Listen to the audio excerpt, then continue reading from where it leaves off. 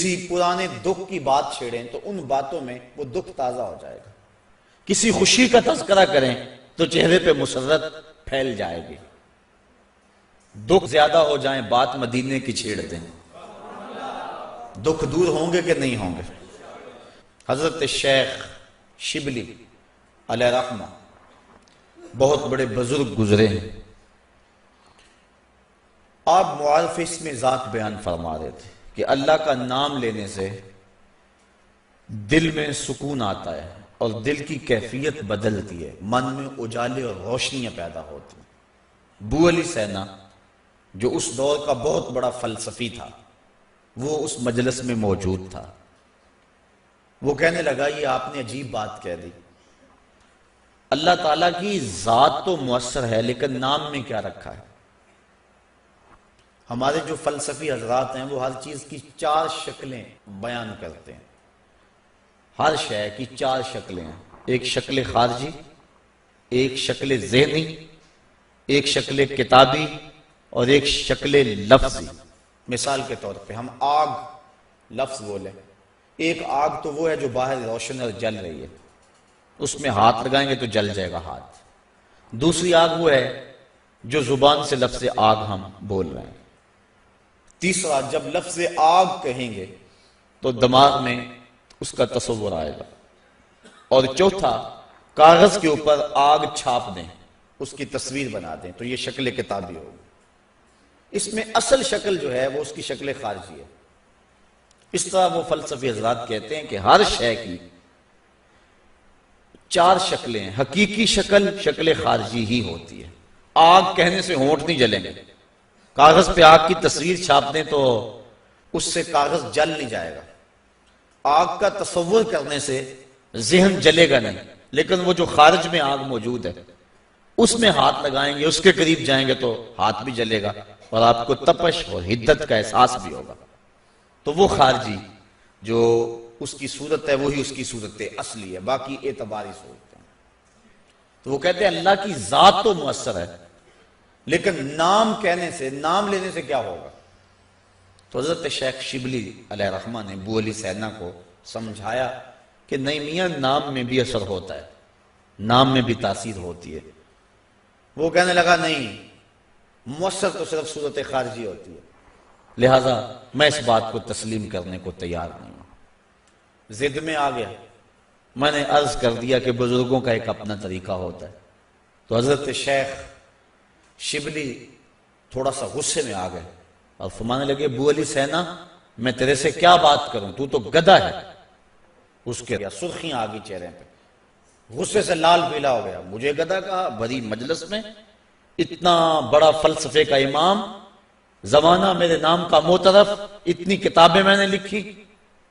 تو حضرت شیخ شبلی مسکرا پڑے، فرمانے لگے دیکھا نا گدھے کے نام سے تیرے چہرے کا رنگ بدل گیا۔ تو کہا جب گدھے کے نام میں اتنا اثر ہے کہ تیرے چہرے کا رنگ بدل سکتا ہے تو کیا اللہ کا نام لینے سے دل کا رنگ نہیں بدل سکتا؟ تو اس کا نام لوگے تو دل بدلے گا اور دل قرار پائے گا، دل کو نور نصیب ہوگا، دل کو اجالا ملے گا اس کے بابرکت نام لینے سے۔ اس لیے جب زبان سے بندہ اللہ اللہ کہتا رہتا ہے تو اس کے اثرات اس کے دل پر مرتب ہوتے ہیں، اور کثرت سے ذکر کرنے والا شخص اس کا دل پر نور ہو جاتا ہے۔ بلکہ ہم نے تو تصوف کی کتابوں میں پڑھا ہے جب کوئی شخص ایک مرتبہ اللہ کہتا ہے اللہ تعالیٰ اس کی طرف نظر رحمت سے دیکھتا ہے، اور جس کی طرف اللہ تعالیٰ نظر رحمت سے دیکھ لے اس کے 70 گنا جل کے راکھ ہو جاتے ہیں۔ اور جس نے اٹھتے بیٹھتے چلتے پھرتے وظیفہ یہی رکھا، پھر اس کے من میں کتنے اجالے اتریں گے، کتنی روشنیاں اس کو نصیب ہوں گی۔ تو کہا یا ایھا الذین آمنوا اذکروا اللہ ذکرا کثیرا، اے ایمان والو اپنے رب کا کثرت سے ذکر کرو۔ اور میرے اور آپ کے آقا و مولا حضور نبی رحمت صلی اللہ علیہ وآلہ وسلم نے ارشاد فرمایا اللہ کا ذکر اس انداز سے کرو کہ لوگ تمہیں مجنون کہیں یہ تو پاگل ہو گیا۔ بلکہ ایک روایت امام طبرانی نے بیان فرمائی ہے کہ اللہ کا ذکر اس طرح کرو کہ منافق تمہیں تانا دیں کہ ریاکاری کر رہے ہو۔ اس انداز کے ساتھ تم اس کا ذکر کرو۔ میرے حضور قبلہ عالم فرماتے ہیں اٹھ دی بیندی ٹر دی پھر دی ستے آنتے جاگ دی نام جھپ دی رو تے کھپ دی ویخ سر اس راگ دی نام جھپیاں قرب ملدا نام دی کر پوری سام شیشے وچ کستوری جے کر پھر ضرورت کاگ دی۔ تیرے تو سب کچھ اندر ہی رکھا ہوا ہے، تو ذرا غور تو کر، تفکر تو کر، ذرا اس کو آواز تو دیکھ کے دیکھ۔ تیرے من سے آوازیں نہ آئیں تو کہنا اندر بوٹی مشک مچایا اتے جان پھلن تے آئی ہو۔ تو نے در در کیا جانا ہے، سب کچھ تو تیرے اندر رکھا ہوا ہے۔ وہ کہتے ہیں ایک سنیارا تھا، بمبئی کا رہنے والا، یہاں ہمارے لاہور میں آ گیا، پرانے دور کی بات ہے۔ اس کے پاس بڑے قیمتی موتی تھے، اس نے کسی مجلس کے اندر اپنے موتی کھولے اور ایک موتی کہنے لگا یہ شب افروز ہے، رات کو چمکتا ہے۔ جب اس نے سامان سمیٹا اور اٹھ کے جانے لگا تو ایک چور بھی اس مجلس میں بیٹھا ہوا تھا، کہنے لگا حضرت کہاں کے ارادے ہیں؟ کہا بمبئی جا رہا ہوں۔ کہا حسن اتفاق، ارادے تو میرے بھی بمبئی کے ہیں، چلو اکٹھے چلتے ہیں۔ وہ جوہری سمجھ گیا کہ یہ اصل میرا ہم سفر نہیں ہے، اس کا دل اس موتی پہ آ گیا، لیکن وہ تھا بڑا سمجھدار، تو اس نے کہا آ جاؤ۔ سارا دن سفر میں رہے، جب رات کو سونے لگے تو اس نے اپنی قمیض یا واسکٹ وغیرہ اتار کے جو ہے وہ لٹکا دی کسی چیز کے ساتھ۔ یہ اٹھا اور اس نے نظر بچا کے وہ قیمتی موتی اس کی جیب میں رکھ دیا اور خود بے فکر ہو کے سو گیا۔ یہ چور اٹھا، اس کا سامان ٹولتا رہا، لیکن موتی نہیں ملنا تھا، نہ ملا۔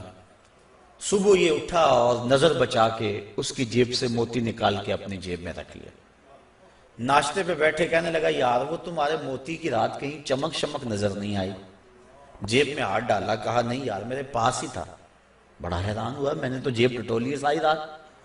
اگلے دن اس نے سوچا چلو آج میں مزید کوشش کروں گا۔ اس نے پھر وہی کام کیا، نظر بچا کے اسی کی جیب میں رکھ دیا۔ وہ ساری رات ڈھونڈتا رہا، موتی نہیں ملنا تھا، نہ ملا۔ صبح نظر بچا کے اس نے اپنی جیب میں رکھ لیا۔ صبح ناشتے پہ پھر بات چلی، یار وہ آپ کہتے تھے رات کو چمکتا، اس کی کچھ چمک شمک نظر نہیں آئی؟ کہا یار میری جیب میں ہی تھا۔ 2-4 دن ایسے گزرے۔ ایک دن اس نے عزم کر لیا کہ شاید وہ بغل میں رکھ لیتا ہے، منہ میں رکھ لیتا، کہاں رکھتا، آج تو اس کو میں بیدار بھی یہ ہو جائے تو میں پھر بھی یہ وہ موتی اس سے لے لینا۔ وہ اس کے پاس سے پلٹتا رہا، لیکن وہ مست ہے، اس کو پتا ہے موتی محفوظ جگہ پہ۔ اور صبح اٹھا، نظر بچا کے موتی اپنی جیب میں ڈال لیا۔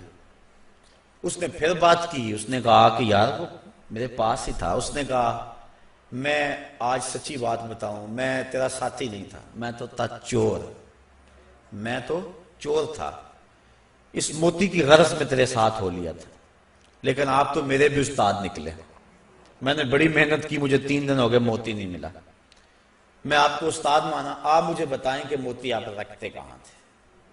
اس نے کہا میاں تو اوروں کی جیب میں ٹٹولتا رہا، کبھی اپنی جیب میں بھی تو ہاتھ ڈال دیا ہوتا، نہ مسجد وچ نہ مندر وچ، لب یار نو اپنے اندر وچ، سب کچھ تو تیرے اندر ہے، تو اوروں کی جیب میں ٹٹولتا رہا۔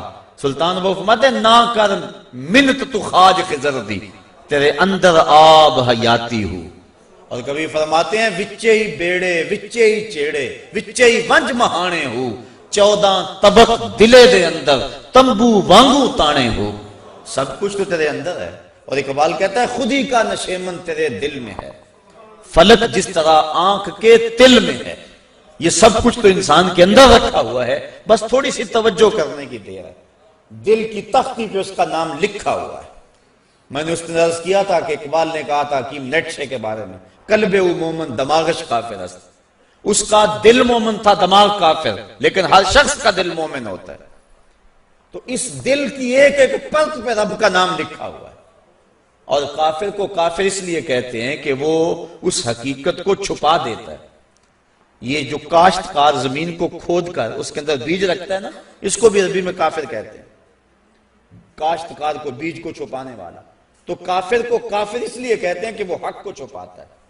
تو ہمارے سینے کے اندر ہمارے رب کا نام موجود ہے، اور دل تو ٹھکانہ ہی اس کا ہے، دل تو بنایا ہی اس لیے ہے کہ یہ اللہ کا عرش بنے۔ اور وہ فرماتا ہے کہ میں زمین و آسمان میں کہیں نہیں سماتا، مجھے ڈھونڈنا ہو تو مومن کے دل میں تلاش کرو۔ دلوں کے اندر اس کے ڈیرے اور اس کے بسیرے ہیں، تو اس کا ذکر کر کے دل چلا پاتا ہے، دل تسکین پاتا ہے، دل میں روشنی ہوتی ہے۔ تو ہمارا مزاج یہ ہونا چاہیے کہ اٹھتے بیٹھتے چلتے پھرتے اس کے ذکر کو ہم حرز جاں بنا لیں۔ جب بندہ ایک مرتبہ کہتا ہے سبحان اللہ، زمین آسمان کے درمیان جتنا فاصلہ ہے سارا نور سے بھر جاتا ہے۔ یہ برکتیں ہیں ذکر کی۔ اس کا نام تو لے، کوئی معمولی نام ہے؟ جب زبان پہ اللہ کہتا ہے 14 طبق روشن ہو جاتے ہیں۔ یہ اتنا بڑا نام ہے، یہ اتنا بڑا وظیفہ ہے کہ اس سے بڑا کیا وظیفہ ہو سکتا ہے؟ اس کا نام، اس کا ذکر۔ تو فرمایا اللہ کا ذکر اتنی کثرت سے کرو کہ لوگ تمہیں کہیں مجنون ہیں، اور منافق تمہیں ریاکاری کے تانے دے۔ تم اٹھتے بیٹھتے چلتے پھرتے اس کے ذکر کو حرز جاں بنائے رکھو، یہی تمہارا سرمایہ ہے، یہی تمہارا وظیفہ ہے۔ دکھے ہوئے دل کا بھی یہی علاج ہے، پریشان خاطری کا بھی یہی علاج ہے۔ اندر کی کالک اس کے ذکر سے دھلتی ہے۔ حضور فرمایا لِكُلِّ شَيْءٍ سَقَالَةٌ وَسَقَالَةُ الْقُلُوبِ ذِكْرُ اللَّهِ۔ ہر شے کا زنگ دور کرنے کے لیے کچھ نہ کچھ بنایا گیا۔